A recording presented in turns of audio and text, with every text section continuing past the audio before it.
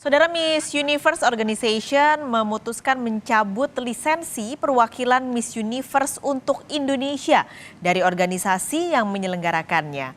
Keputusan ini merupakan imbas dari kasus dugaan pelecehan seksual dalam ajang Miss Universe Indonesia.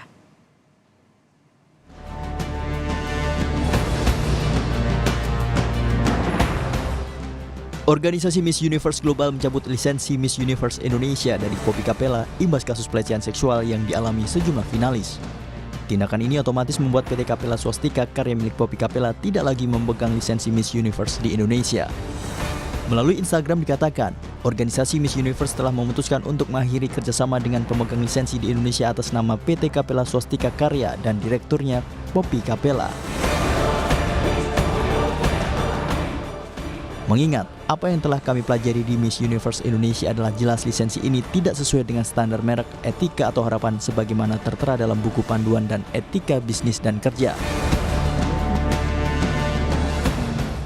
Menparekraf Sandiaga Uno membentuk tim khusus mengevaluasi dan memonitor perkembangan kasus dugaan pelecehan seksual peserta Miss Universe Indonesia. Sandiaga yakin tujuan pengadaan Miss Universe Indonesia yang baru berjalan pertama kali itu baik. Namun yang menjadi catatan penting adalah justru saat penyelenggaraannya harus diperhatikan agar tidak terjadi penyimpangan. Sekarang karena proses hukumnya sudah berjalan, maka proses hukum yang harus kita hormati.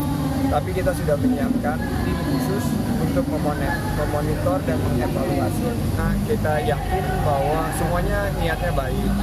Tapi mungkin dalam penyelenggaraan, dalam SOP sama seperti kita menyelenggarakan tadi di Lamongan ada Ya dan Yu, di Jakarta ada Abang dan None. Ini kuncinya di eksekusi di lapangan yang harus berkearifan lokal.